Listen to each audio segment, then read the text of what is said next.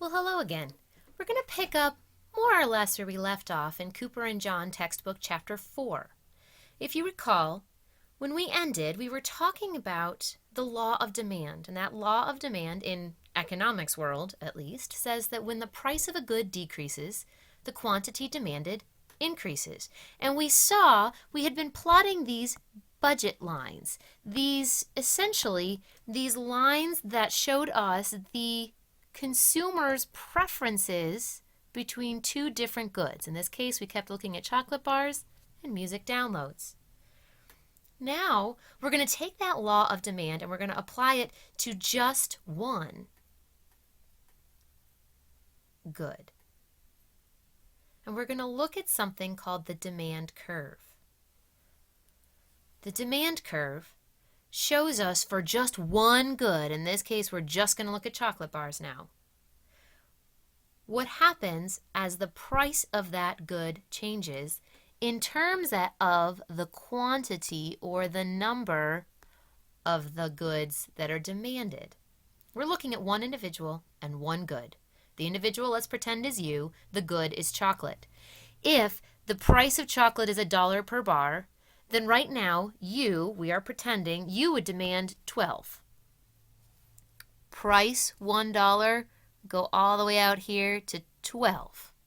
Then I'm going to say if the price of the chocolate bars are $2, you would demand 6 of them. And so on and so forth, all the way up to $6. If the price of the chocolate bar is $6, you would demand 2 of them. This is now what we call the demand curve.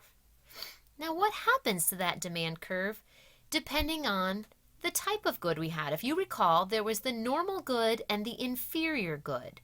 A normal good was the kind of good for which you consume more when your income increases. This graph shows us a normal good. The demand curve is usually what we call downward sloping, and when your income increases, you consume more of it.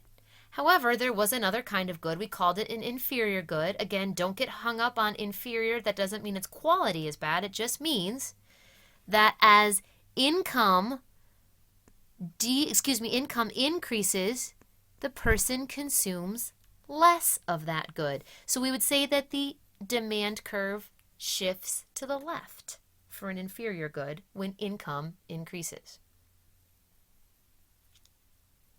Now there are a few. We said the law of demand was that as the price of a good decreases, the quantity increases. There are a few exceptions. There's a thing called a Giffen good. Strange name. Of course, it was probably named after someone. But these are goods for which, remember that thing called the income effect? It said as your income increases, you can consume more of everything, including a particular good. Well, for a Giffen good, the income effect is stronger than the substitution effect. And this means that as the price of the good decreases, people would actually consume less of the good. This is pretty rare.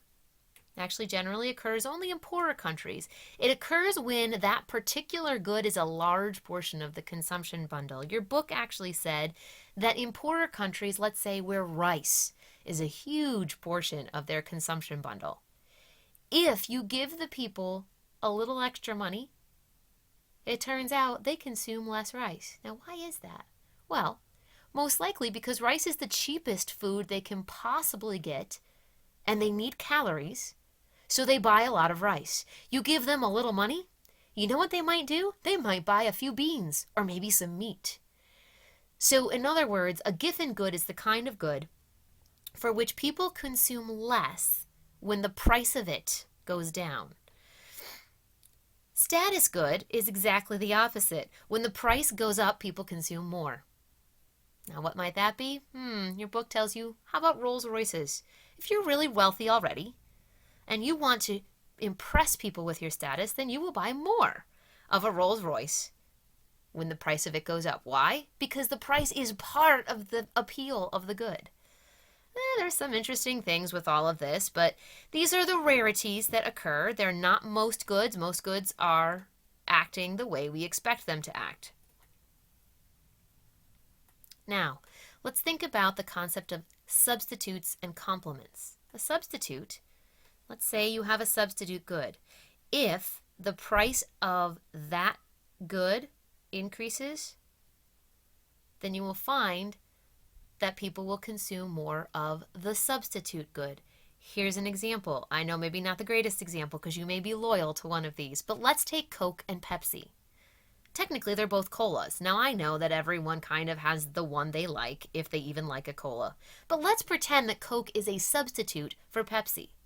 So if Pepsi's price increases, in general, people will stop consuming Pepsi and they will go and consume Coke. That's what we call a substitute good. Now, then we have a thing called a complement good. And in a complement good, when the price increases in one good, the consumption will decrease in both of them.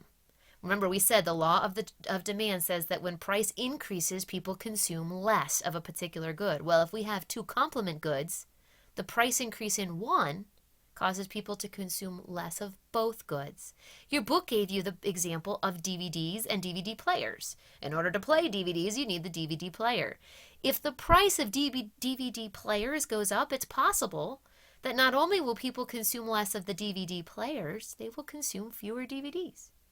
Another great example is cookies and milk. If the price of cookies goes way up, people will consume fewer cookies. They may also consume less milk, because that may have been the only way they were getting their daily dairy. Let's move on. There are times where we also have another budget constraint, and that budget constraint could be something like another good that you must include in your budget. Remember, this is a budget line here. This is showing the consumer's potential preferences along any given income line. This is assuming that we consumed 100 music downloads if we spent all our money on downloads, or 20 chocolate bars if we spent all our money on chocolate bars. Well, if it turns out we have to introduce another budget constraint like having a car, perhaps our budget line that was between downloads and chocolate bars, it just had to shift to the left, because ultimately we can consume fewer downloads and fewer chocolate bars because we need to also own a car. Does that make sense? It's not that the person's income decreased, but their ability to purchase downloads and chocolate bars is going to decrease because of the need to have a car. Now, just for interest's sake, your book also provided you some information on budgets and spending in the United States. Now, notice this.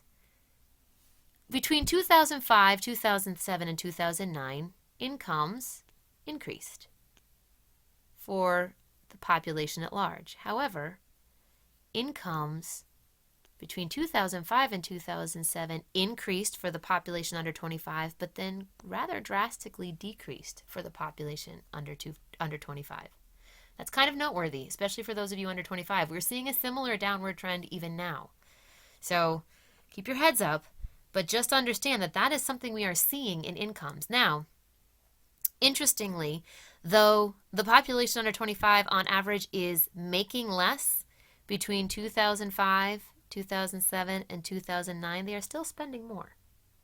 So, something to think about. Now, you can also see how people break down how they spend things. Notice that younger people tend to spend a bit more money on food than the population at large. Unfortunately, they also seem to spend a little more on alcohol. Let that not be us, okay? It seems that the population, no matter their age, spends approximately the same portion of their income, about 34%, on housing. But the younger population spends more of their budget or more of their income on apparel than the population at large. They also spend more of their income on transportation than the population at large. However, they spend significantly less of their income on healthcare than the population at large. They also spend significantly less on retirement savings and personal insurance than the population at large.